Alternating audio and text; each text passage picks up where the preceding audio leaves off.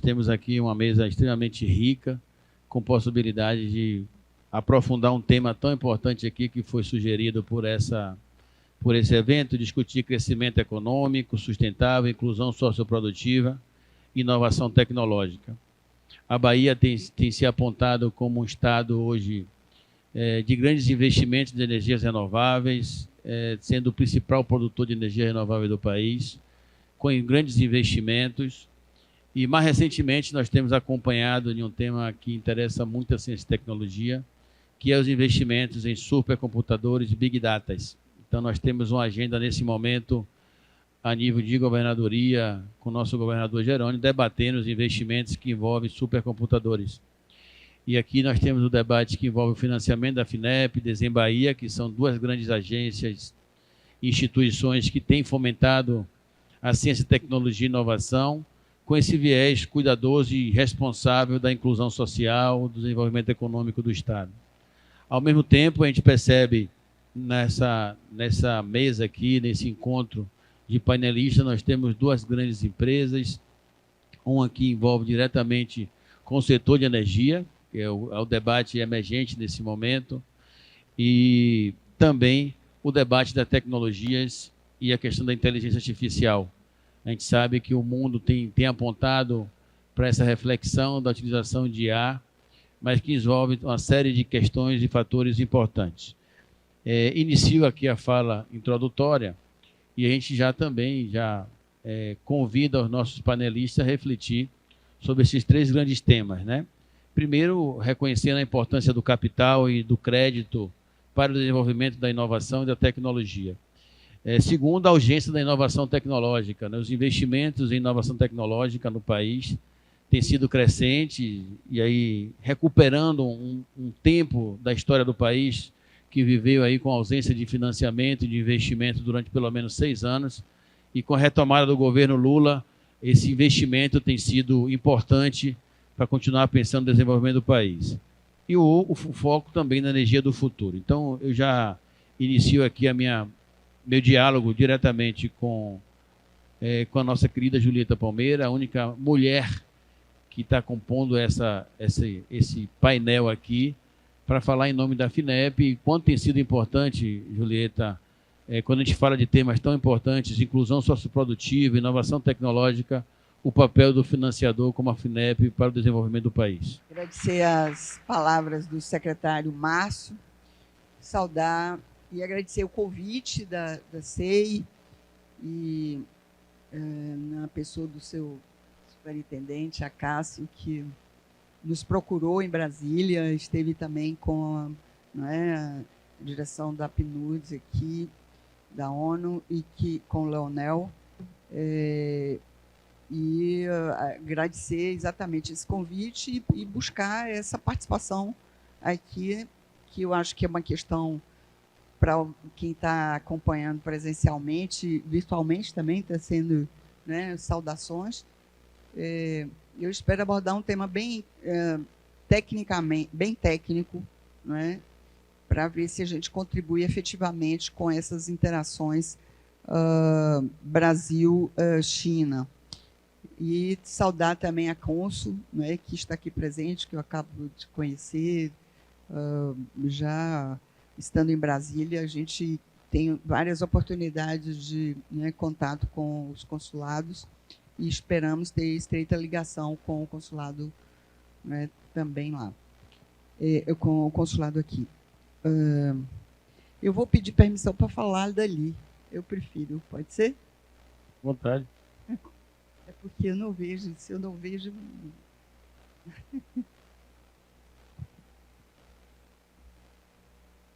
Obrigada.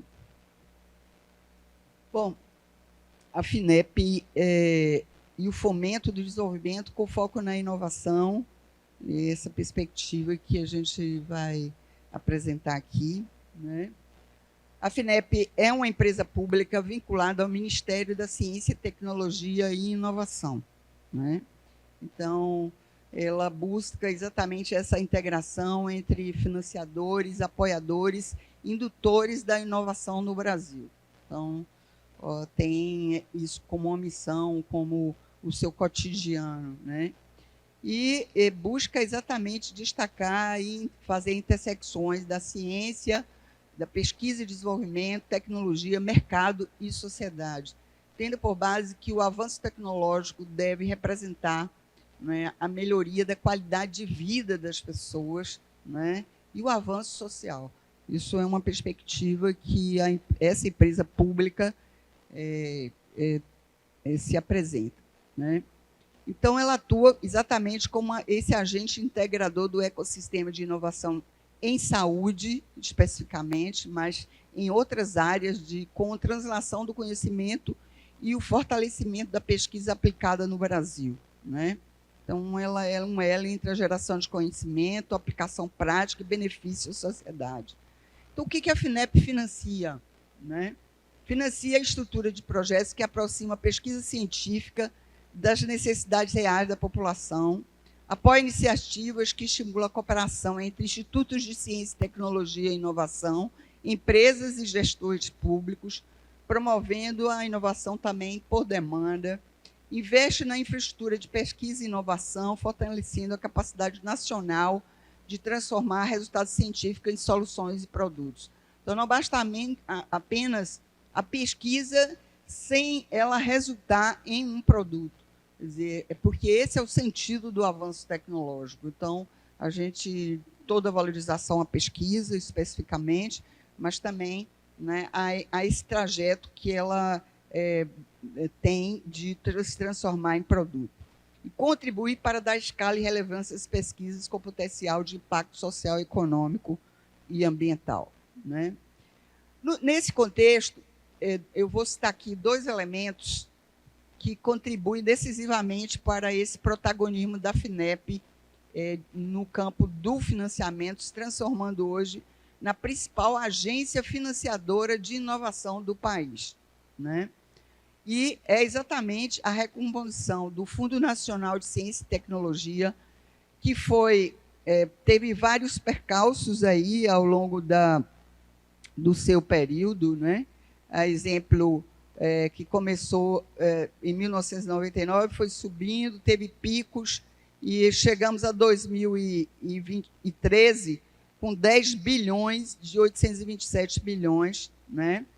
E depois, em 2013, foram apresentando, né? E até chegar em 2016, quando houve o contingenciamento. Essa linha toda cinza aqui é o contingenciamento anticonstitucional que foi feito do Fundo Nacional de Ciência e Tecnologia, né?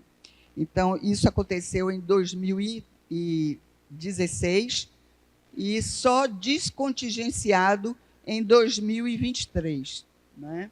Então, todo esse período aqui, o fundo, a despeito de ser uma ação anticonstitucional, foi contingenciado no país e em 2023 liberado, e hoje nós chegamos a 14 bilhões de investimentos somente em inovação.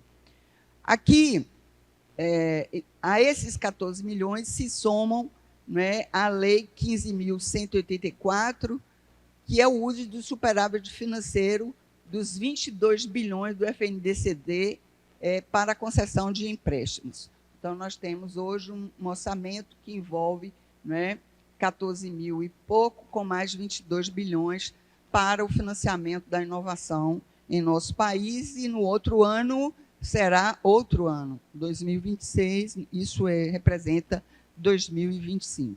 Né? O outro elemento que contribui para esse protagonismo da FINEP é o lançamento pelo governo federal do programa Nova Indústria Brasil, né? Que tem o objetivo de, até 2026, começou com 400 bilhões, mas nós já estamos com 600 bilhões. E a FINEP, como vocês podem ver, é a principal financiadora da inovação, né? Então, tem o BNDES, a FINEP, Embrapi, Banco do Nordeste, BASA, Caixa Econômica Federal, né? E a FINEP, na questão da inovação, é a principal financiadora da inovação. O BNDES, ele financia o programa Mais Produtividade, que envolve, né, desenvolvimento, de um modo geral, nas diversas ramos de atividade. E a FINEP, essencialmente, né, voltada para a inovação em nosso país. Então, desses 51 bilhões, posso dizer que nós já está executado 36 bilhões, ou seja, vamos chegar a muito mais do que estava previsto pelo governo federal no programa Nova Indústria Brasil, que tem 6 missões. Né? O programa Nova Indústria Brasil tem 6 missões. Subtraiu ali a primeira letra, mas são essas 6 missões: cadeias agroindustriais, complexo econômico e industrial da saúde, cadeias de infraestrutura, transformação digital, bioeconomia e transição energética, soberania e defesa nacional. Eu acho que esses 2 elementos, e a concepção da FINEP, esses 2 elementos se apresentam muito hoje no país e definem linhas de financiamento, por isso estão aqui apresentadas. Então, todo o financiamento da FINEP, em sua grande parte, tem a ver com as 6 missões do programa Nova Indústria Brasil. Então, quais são os instrumentos de apoio da FINEP ao financiamento? Né? Então, tendo em conta esses objetivos que estão listados aqui, né, que é promover pesquisa científica de excelência e conexão entre ICT e empresa, estimular o empreendedorismo de base tecnológica, aqui estão as Deep Techs, né, ampliar o investimento empresarial em inovação, alavancar projetos estruturantes de perfil disruptivo com grande impacto à sociedade. Mas a inovação não só é disruptiva, né? A inovação é um sentido muito mais amplo, tem a inovação radical, disruptiva, mas as inovações de processo, inovações incrementais também estão no escopo da FINEP. E fortalecer o ecossistema de inovação regional. Então, está aí o financiamento. Então, eu destaquei em vermelho o que eu acredito que seja o financiamento mais de perto para as empresas, mas são essas 4 formas, resumidamente, de financiamento da FINEP. O financiamento não reembolsável para institutos de ciência e tecnologia, universidades, né, grupos de pesquisa que são reconhecidos como instituições de ciência e tecnologia. Subvenção econômica para a empresa, que são também recursos não reembolsáveis, né? Investimento e participação acionária em empresas, né? Investimentos ventures, né, de capitais. Financiamento reembolsável para a empresa, que é o crédito. Né? E aí está o apoio a projetos em todos os estágios de inovação, e quem faz pesquisa, não sei se aqui tem algum pesquisador, mas quem faz pesquisa ou empresas que estão vinculadas à pesquisa sabem que nós usamos o índice de maturação e que envolve os TRLs, né, de acordo com os TRLs, os estágios de inovação definidos internacionalmente. Né?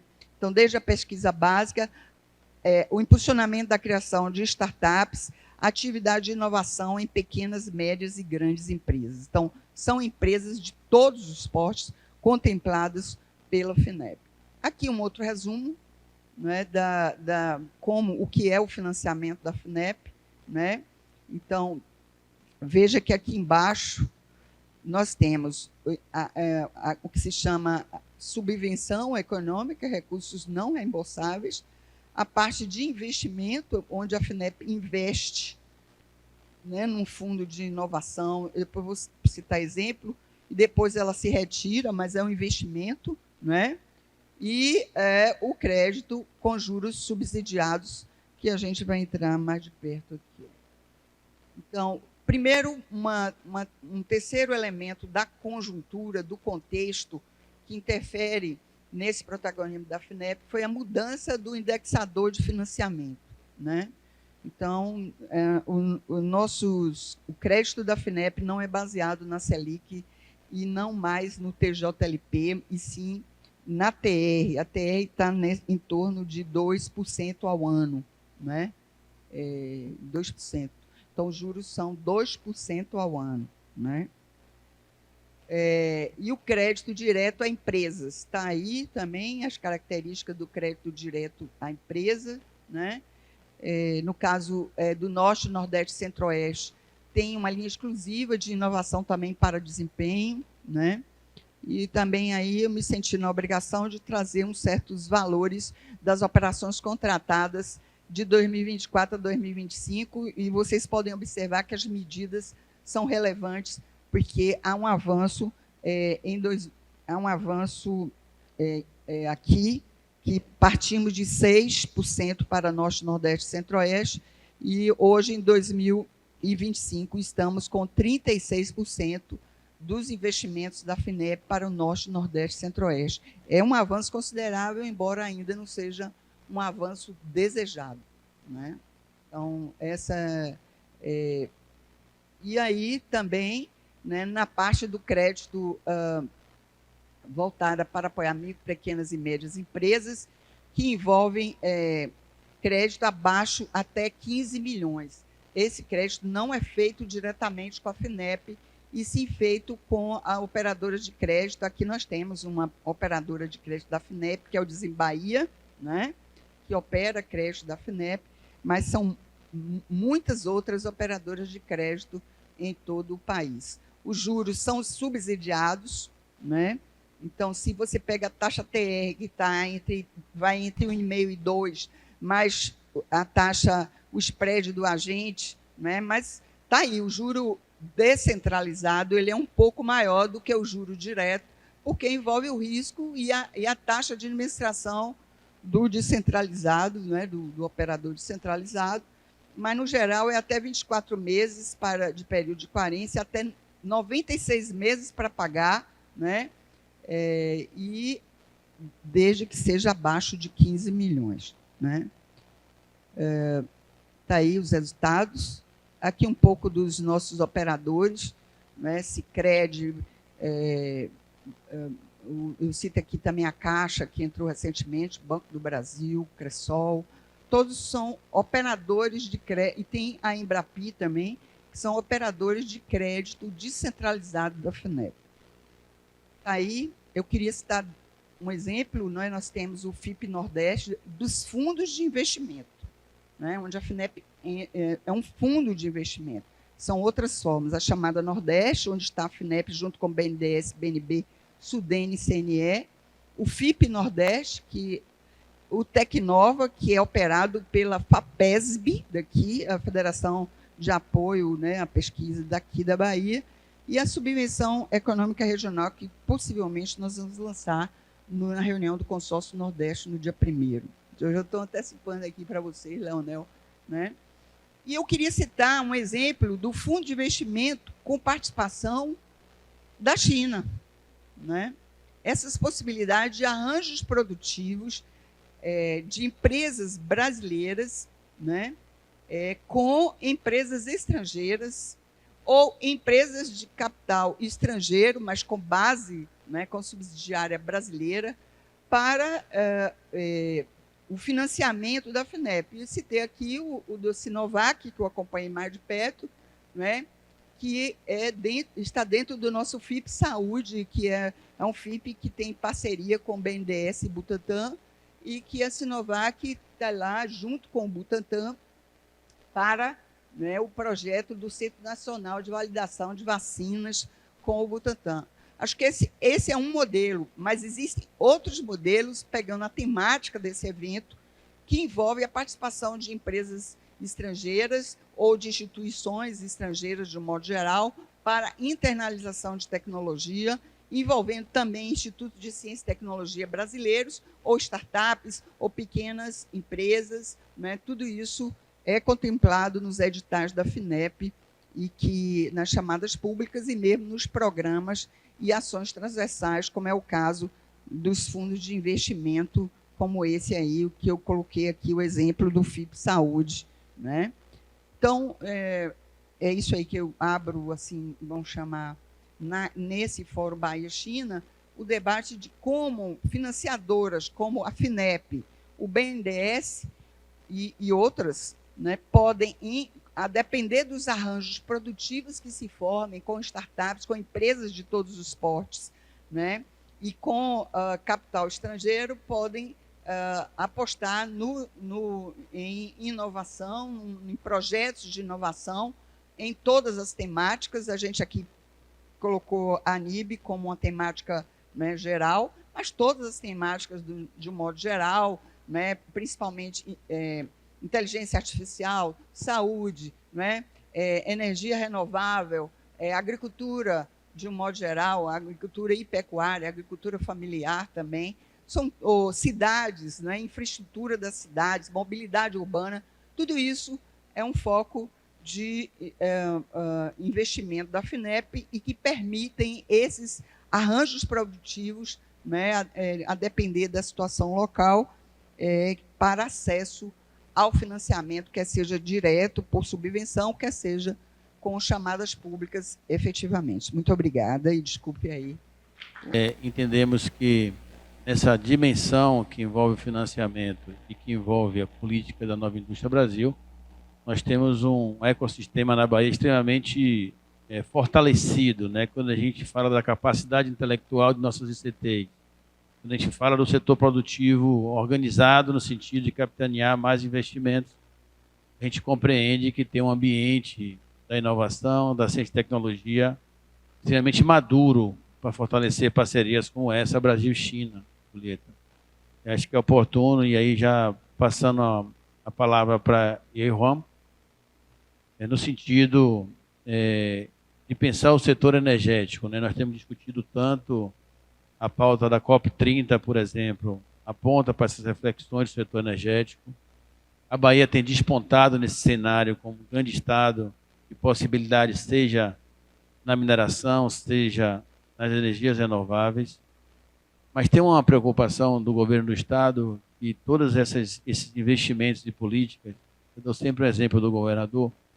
Ele fala, onde tem cada torre eólica, ainda tem famílias que não têm energia. Então, a necessidade de incluir as pessoas no desenvolvimento sustentável e justo. E aí a minha provocação no sentido de passar a palavra para você, para falar um pouco dessa experiência do Senoc e Petróleo no Brasil, é um pouco dessa reflexão também do desenvolvimento e a inclusão de pessoas, quando a gente fala da inclusão do setor produtivo, socioprodutivo, por exemplo. Então, por favor. 高兴有这样一个机会跟大家分享一下中国海油在巴西的成长经历，以及我们中国海油在能源发展上的一些体会。那么作为我而言呢，来到巴西已经将近4年了，非常值得自豪的是，我可以称为我是里约人 ，I'm Carioca。那么非常惭愧的呢，是我还不会说葡语。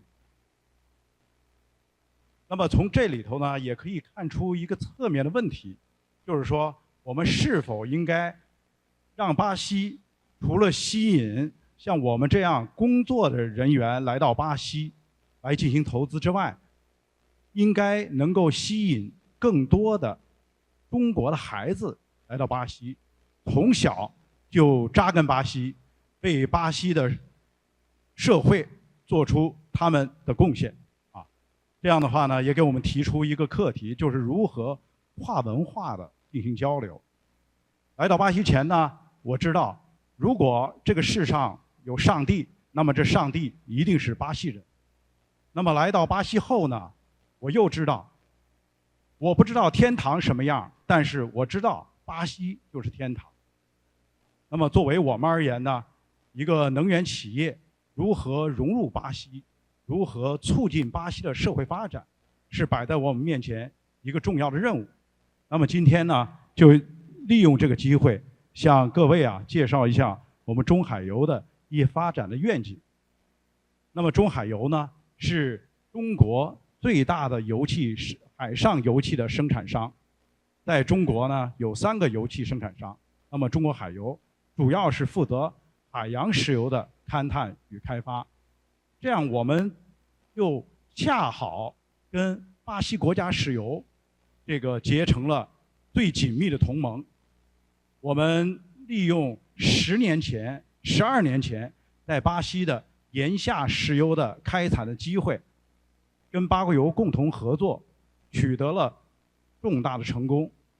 无论是里贝拉油田，还是布基奥斯油田，都给 我们公司的发展提供了强大的助力。那么现在呢，我们已经成为巴西第5大油气生产商。那么在经济发展同时呢，我们也关注到一个问题，很多人都会问，你作为一个能源企业，是不是截取了财富而留下了污染？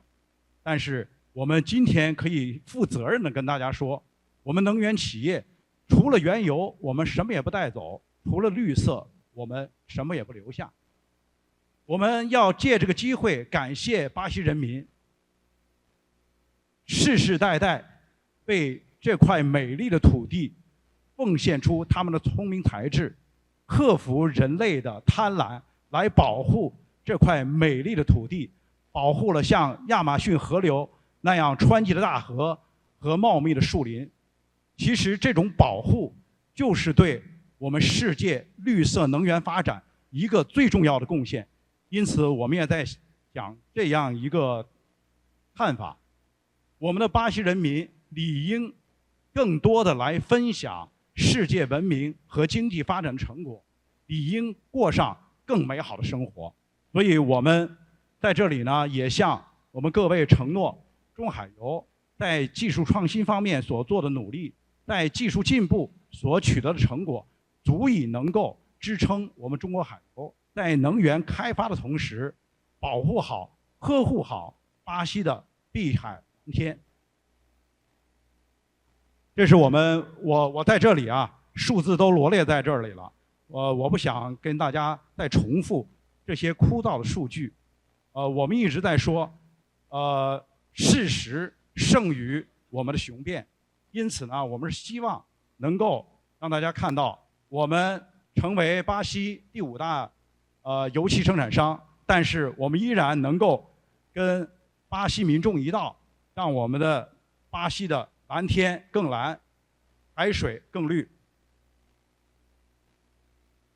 这里头呢，就是展示我们中国海油在能源发展方面的，在技术进步上的一些做法。天然气呢，大家也都知道，巴西天然气是非常重要的化石能源。我们一直在讲啊，我们能源转型不能一蹴而就，它需要一个过程。那么天然气相较于我们的原油，它就是一个非常重要的一个过渡的桥梁，因为天然气在使用过程中，它排出更少碳，它就更清洁、更绿色、更环保。那么我们就希望在天然气的发展过程中呢，能够扮演这样一个能源转换的重要角色。因此呢，我们中国海油在整个这个油气产量当中，不断的通过我们的开发，提升我们天然气的应用水平。大家可以看到，我们已经提升，相较以前，我们的油气开发的比例，天然气已经占比超过了30%。那么在巴西，中国海油也响应联邦政府的号召，在2023年，我们成为第1家实现天然气自主销售的外国石油公司。因为原来啊，天然气销售都是由巴西国家石油公司来销售。那么我们这个加入到这个市场，来提供更有竞争力的价格，让联邦政府能够获取在天然气市场获取更多的收益，能够把这些税收呢再返还社会。这就是我们在用天然气提升我们效益的同时呢，也尽可能的为我们的这个社会做出更多的，在能源转型方面做出更多的贡献。大家也可以看到，我们呢这个在中国海油在国内呢不断的采用新技术的革命，我们把陆地绿色的电力通过海底电缆引到我们的海上平台进行合理化的应用，让我们的海上平台呢不用再燃烧原油或燃烧天然气来获取我们的这个能源，而是用我们的这个陆地的绿电来让我们的石油开发变得更清洁、更绿色。大家可以看到啊，就是我们通过这种转换，我们可以减少的二氧化碳的排放量能够达到1.715棵树啊，这实际上我估计跟亚马逊森林的这个面积差不多了。大家就可以看到，我们企业一个技术创新能为社会带来多大的价值贡献。另外呢，我们也知道巴以亚洲啊有非常丰富的这个风力啊，风的能量。那对于我们而言呢，中国海油也有这方面非常丰富的经验。实际上，我们认为这两者之间是有很好的契合点。作为中国海油，目前通过海上油田的开发技术，把它转化成海上的这个风电的一个技术啊。我们这个就是离岸超过了100公里，水深超过了100米的这个海上风电的一个平台。我们也希望能够尽快能够把这样一项技术呢引入到巴西，为巴西的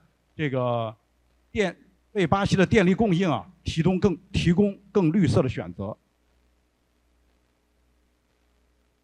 作为中国海油而言呢，我们也不断的挖掘我们的这个二氧化碳的分离和存储技术，让我们海上随着原油开采出来的二氧化碳呢，不断的再回注地下，让二氧化碳不再排到大气中。这样的话，我们就实现了我们原油开发的绿色。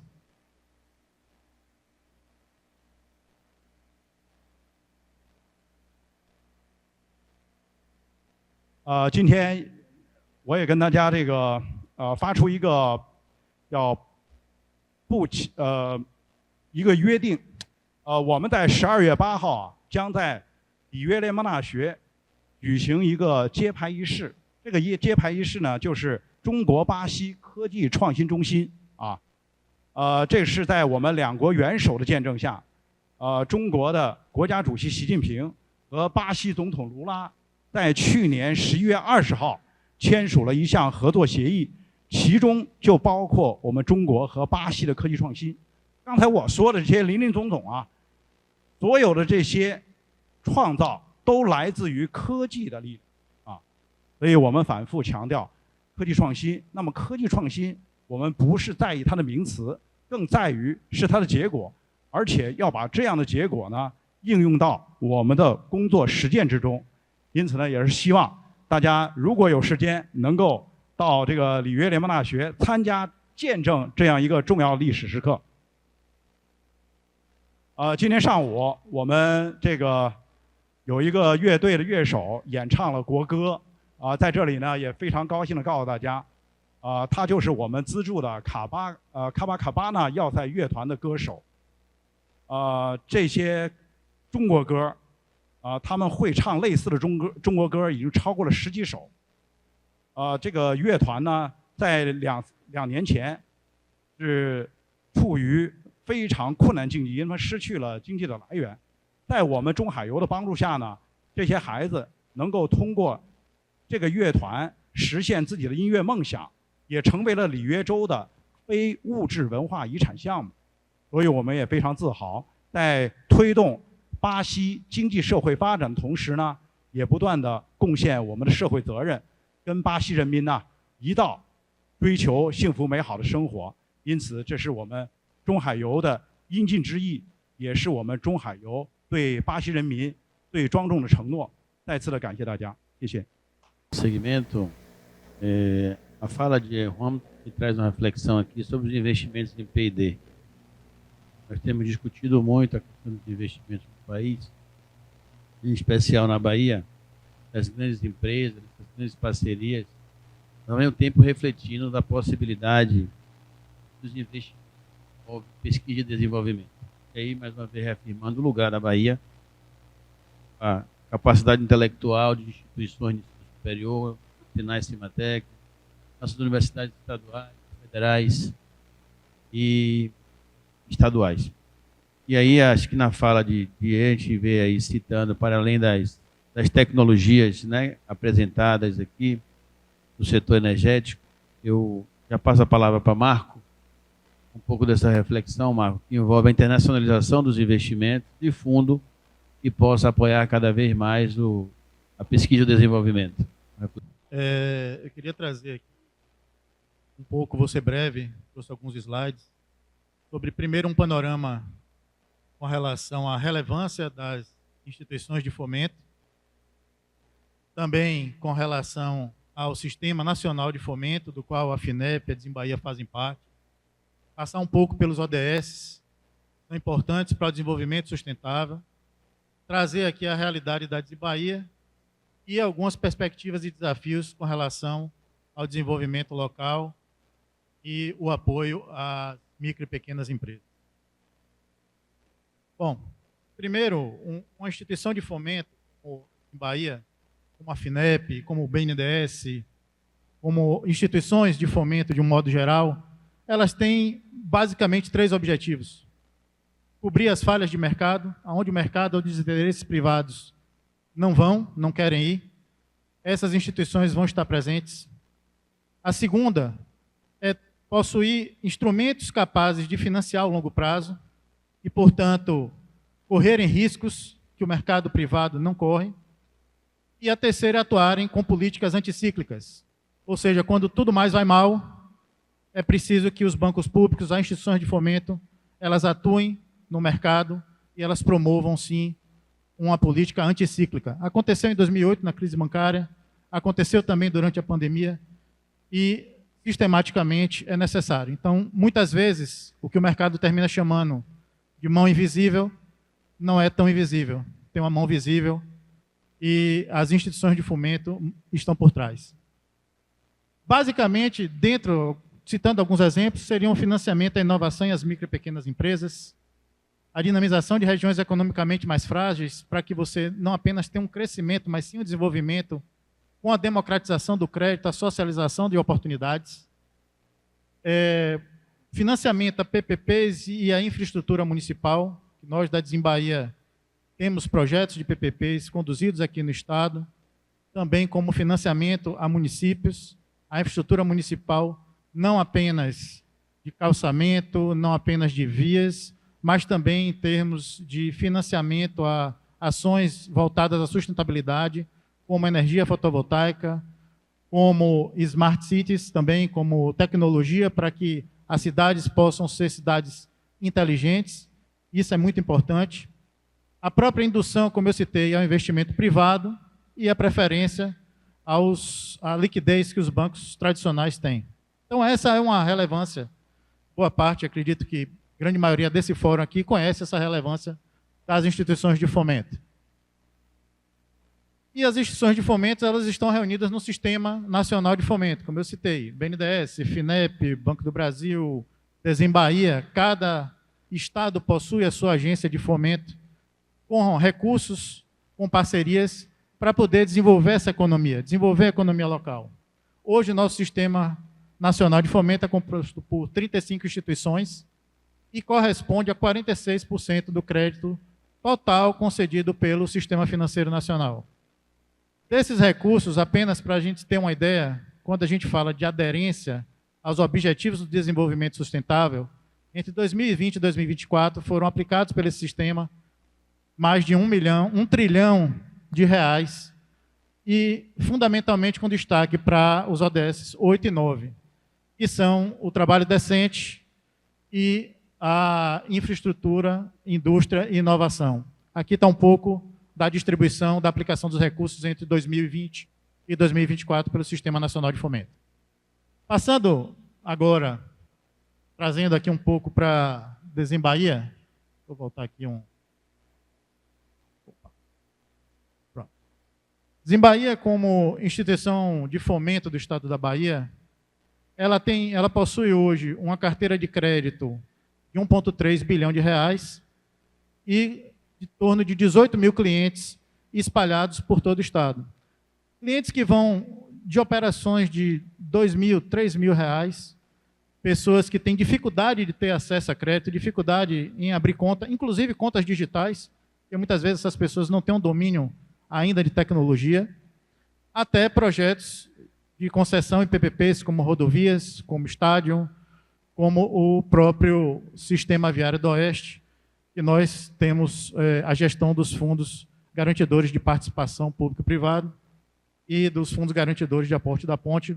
No próximo painel vocês devem saber, ter um pouco mais de informações sobre isso. Atuando em vários setores, desde o setor da indústria, o comércio, o agronegócio, como eu falei, o microcrédito, até o turismo e setores que envolvem inovação, tanto pública quanto privada. As ações estratégicas que nós vemos empreendendo, o que é importante?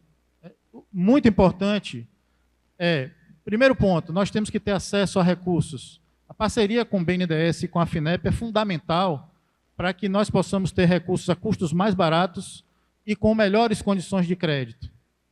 Isso é uma demanda que é muito importante das micro e pequenas empresas. Não adianta que nós tenhamos um crédito, que ele seja muito fácil, muito rápido, mas que ele não tenha condições, que ele seja um crédito de curto prazo, um crédito caro. Essa é uma armadilha muito perigosa para os pequenos empresários e que muitas delas caem. Não à toa, a taxa de sobrevivência ela é uma taxa de sobrevivência ainda baixa para aquelas micro e pequenas empresas até os 2 primeiros anos de vida. Em cima disso, temos a opção de criar, e fazemos isso, as nossas linhas especiais para atender os afroempreendedores. Hoje a Desembaía possui um produto muito voltado para os afroempreendedores, que já teve mais de 5 milhões de reais em crédito voltado para os afroempreendedores, crédito voltado para as mulheres, com taxas diferenciais. Por quê? Não por uma política ideológica, mas porque as mulheres elas são melhores pagadoras, elas têm um melhor desempenho com o crédito. Um produto que a gente chama de conexão para permitir que o pequeno ele possa crescer, municípios sustentáveis, como eu citei aqui, e todos isso com melhores condições de financiamento. Além disso, outras 2 ações que são muito importantes. A flexibilidade de garantias na adoção de fundos garantidores. A Desembaía ela possui uma parceria muito forte com o BNDES, através do Fundo Garantidor do FGI-PEAC, e limite de crédito com aval, porque nós sabemos que o pequeno empresário, o empresário que investe em inovação, ele tem a dificuldade em obter uma garantia de crédito. Então, a gente também tem alguns limites importantes para o crédito com aval. Tudo isso realizando a transformação digital interna, para que a gente possa não só ter recursos com condições favoráveis, mas que eles também possam chegar na ponta e serem operacionalizados. Essa é um pouco da nossa jornada de crédito, onde para cada produto nós temos um elo da cadeia produtiva de empresas que desejam fornecer ou serem parceiras dos empresários chineses ou desenvolver empreendimentos em conjunto. Nós vamos ter produtos adequados para o tamanho da empresa e para a necessidade de crédito que elas tenham. Em algum tempo atrás, essa escada era incompleta. O pequeno empresário continuaria pequeno e o grande continuaria grande, e você não conseguiria ter degraus para que o pequeno pudesse crescer. Nós conseguimos desenvolver um pouquinho desses degraus e fazer com que esse pequeno possa crescer. Por fim, eu deixo aqui algumas perspectivas e desafios da nossa instituição e do sistema de fomento. O primeiro hoje é o controle da inadimplência. A inadimplência ela vem subindo, as taxas de juros elas ainda estão elevadas, né? O cenário econômico ele não é um cenário favorável a que as taxas ainda sejam reduzidas. Então, o controle da inadimplência se faz muito necessário. O avanço na educação financeira empresarial, que é um tema transversal. É importante que esse empresário ele tenha a condição de saber como pegar um melhor crédito para ele, não o crédito mais fácil, não o crédito mais barato, mas o melhor para ele. O fortalecimento da estrutura de capital das instituições de fomento. Então, Julieta trouxe aqui algo que é muito importante, que foi muito importante para a FINEP. Toda instituição de fomento precisa de um fundo. Ela tem que ter recursos para que ela possa aplicar e reverter esses benefícios para os clientes finais. Não existe instituição de fomento sem uns fundos de desenvolvimento. E as parcerias que a gente constrói com o FINEP, com o BNDES, são exatamente para capilarizar a utilização desses fundos. Além disso, é necessário que a gente possa também ter acesso a outros fundos, como os fundos constitucionais, onde a gente já tem algumas instituições federais que têm.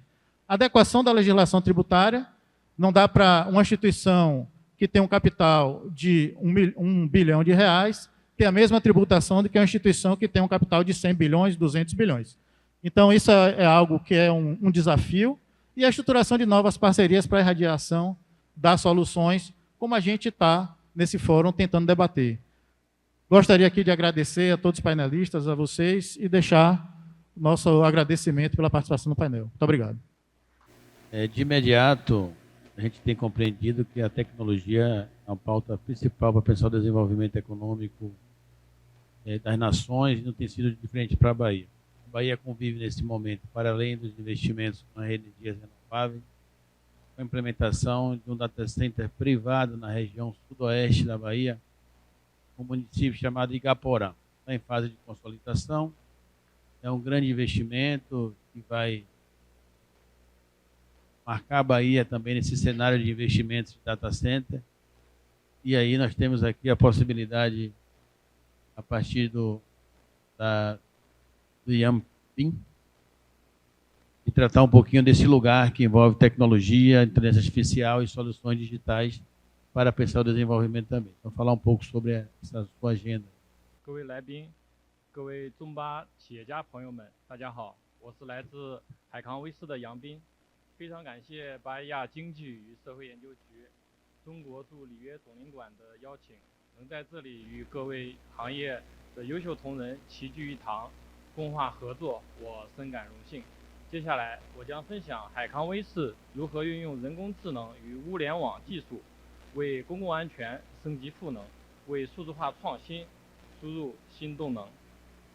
很多人可能对海康威视这个名字感到陌生，我们是一家专注于安防的全球化科技企业，成立于2001年。2011年，我们跃居成为全球第一的安防企业，并延续至今。2024年，海康威视总营收接近130亿美金，2010至2024年的年复合增长率达到26%，其中国际市场营收45亿美元，约占总营收的1/3。2024年，海康威视全球员工总人数达到5.9万人，我们在中国大陆以外设立了超过90家子公司以及分支机构，构建了完善的物流和售后服务网络，提供专属的本地化支持服务。海康威视以技术为核心，为全球市场提供多元化的解决方案，业务聚焦安防领域、数字化转型以及多行业场景应用3大方向。首先，安防是我们的立身之本，更是 AIoT 战略的第一大支柱。多年来，我们持续精进物联感知、人工智能与大数据技术，致力于守护人们的生命财产安全和各类资产安全。其次，依托核心技术能力，我们构建了第2大支柱——数字化场景业务。针对工厂、校园、城市等众多场景，我们打造贴合行业需求的数字化产品与解决方案，助力各领域高效升级。同时，我们还培育了创新业务，将 AIoT 技术研制于全新的领域，覆盖了智能家居、机器人、红外传感、汽车电子、智慧存储等方向。我们的核心使命是通过创新技术、产品与解决方案，为客户创造实实在在的价值。为此，我们组建了超过2.8万人的研发团队，占全体员工总数的近1半。2024年，我们的研发总投入占总营收的比例高达12.83%。此外，我们在全球设立了10余个研发中心，涵盖各大洲及重点市场，实现全球化创新布局。海康威视在中国及多个国家拥有规模化生产基地，日产能超过50万台。我们以智能制造为核心，通过高效的信息系统、自动化产线、智能仓储以及智能调度，保障了产品的顶尖品质，又具备灵活的生产响应能力。我欢迎大家到中国以及巴西马瑙斯的海康工厂进行参观。海康威视多维感知，我们构建了技术体系的全频谱基础。我们以可见光视觉技术为起点，20余年间将感知范围扩展至 X 射线、紫外线、红外线、毫米波等全频谱领域。通过融合这些感知能力，我们为机器赋予了眼、耳、鼻、舌般的功能，捕捉丰富且可靠的数据，助力客户实现物理世界的数字化转化。在声学领域，我们的技术覆盖可闻声至超声波领域，广泛应用于机械故障定位、局部放电监测、气体检测泄漏以及元器件质量检测等场景。我们还研发了温度、湿度、压力、磁力等其他传感技术，适配各类工业化流程需要。这些技术将共同的物理信号转化为可落地的行动数据，为更智能的生产与运营提供支持。人工智能作为 AIoT 的核心技术之一，海康一直专注于 AI 技术的研发。2012年底，公司投入深度学习，推动了智能产品的开发。2018年，我们构建了完善的智能产品体系，同时意识到单一的智能产品不能满足行业的全面需求，公司引入了智能感知技术。2021至2022年，我们引入了 Transformer 架构，推动大模型布局。海康威视专注于视觉大模型的规模应用。2023至24年，海康威视拓展至多模态大模型，同时也有大模型产品逐步的推出，完善我们的 AIoT 智能感知体系。大模型是指在大规模数据上预训练具有大规模参数的机器学习模型，通常拥有数十亿甚至数万亿个参数。它能够提高模型的表达能力和预测性能，能够处理更加复杂的任务和数据。按照可处理信息的类型，大模型可以分为语言大模型、视觉大模型和多模态大模型3类。语言大模型专注于理解和生成人类语言，通过在大量文本数据上进行训练，学习语言的语法、语义和上下文关系，广泛应用于自然语言领域处理。主流的模型有 ChatGPT、DeepSeek 等。视觉大模型专注于处理和理解视觉数据，例如图像和音频等，通过大量标注或非标注的图像数据学习，具备高水平的目标检测、图像分割、图像分类能力等。主流的模型例如 Meta。多模态大模型是指同时处理和理解多种数据，例如文本、图像、音频、视频等，通过整合不同模态的特征，完成跨模态的感知和生成任务。主流模型包括 ChatGPT 4V 以及阿里巴巴的通义千问等。大模型是一种演进，它基于海量的多模态数据进行训练，学习抽象的概念和语义关系，而不仅仅是视觉模式。像图中的例子所展示的，在传统的深度学习模式下， AI 算法会认为这是一只老虎，因为它看起来确实很像。但是在多模态大模型的模式下， AI 算法结合城市道路、栅栏在阳光下的投影等多种因素进行抽象概念的学习与推理，它会认为这大概率是一只狗。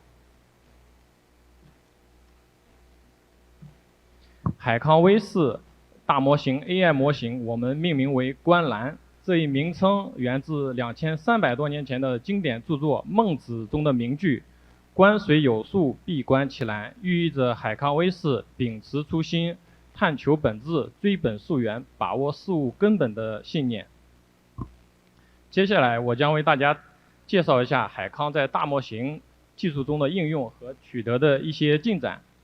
作为一家 AIoT 公司，海康拥有全面的感知能力，可获取多模态的数据，处理图像、视频、文本等多模态融合的数据。在安防行业的典型应用中，可以利用图文融合的模型来提升用户检索的效率。在算法的训练过程中，我们将海量的图片与对应的文字语义描述进行对比和标定。图片信息经过图片编译器形成了包括纹理、轮廓、颜色等非结构化的图片特征，而文本信息经过文本编译器生成词序、语法等统计学数据特征，这样图片和语义两种模型就能够整合为多模态大模型。我们利用图片和语义的多模态大模型开发出海康的 AquaSeek 应用，让设备可以理解自然语言的描述。例如，我们通过输入穿黑色衣服、白色裤子、戴眼镜、遛狗的人，设备会自动通过语义与图片的关联关系，找到用户所关心的视频片段。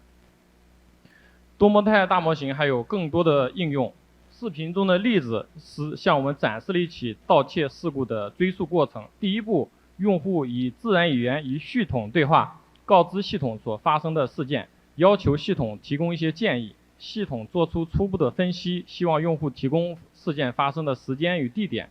第二步，系统基于用户提供的地点与嫌疑人特征信息，系统自动调取关联的摄像头与录像，供用户进行查看，确认嫌疑人。第三步，系统生成嫌疑人的历史移动轨迹，并基于嫌疑人的信息进行布控。目标再次出现，系统将自动报警通知用户。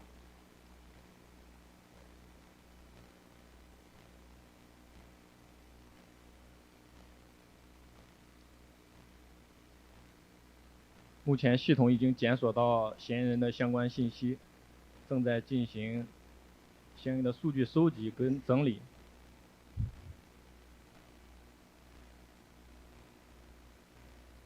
那么在锁定嫌疑人的信息之后，我们就可以对他进行布防。当他再次出现在我们的系统中时，系统就会自动的报警。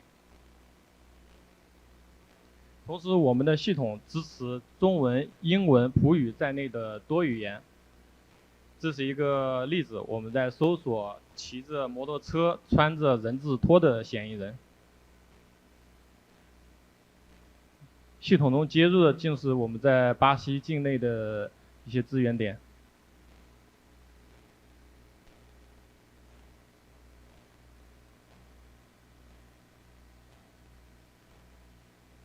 这是另外一个例子，我们搜索带纹身的人。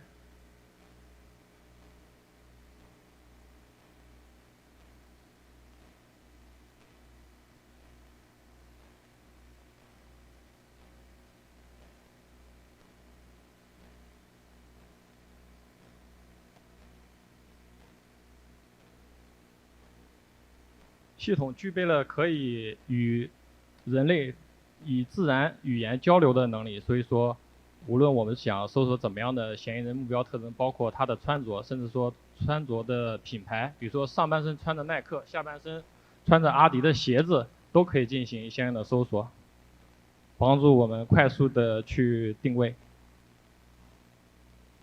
海康威视自2011年进入巴西市场，持续为巴西社会治安做出贡献。参与了巴西各州市政府的一系列重大公共项目，包括 Smart Sampa 项目以及里约州移动执法项目等。在巴伊亚，我们和萨尔瓦多交通局合作了首批的移动执法记录仪，也已经投入使用，为执法透明度的提升以及关键证据的记录提供了解决方案。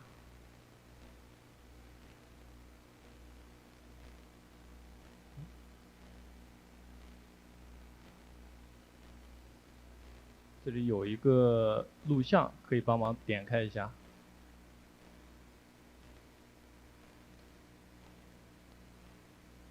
另外，我们为这个巴伊亚州的学校提供了人脸识别、门禁系统、安检门、州界防御以及报警系统，守护校园安全。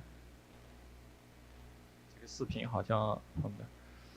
另外，我们为布斯卡维达小区提供了人脸门禁识别系统、车牌识别系统、热成像州界防范系统、音频广播系统、报警系统以及基于 AI 大模型技术的智能录像系统，全方位提升小区的安全性与便捷性。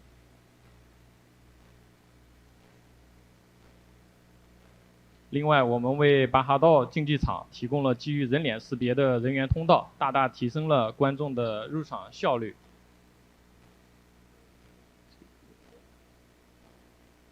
这里有一个视频。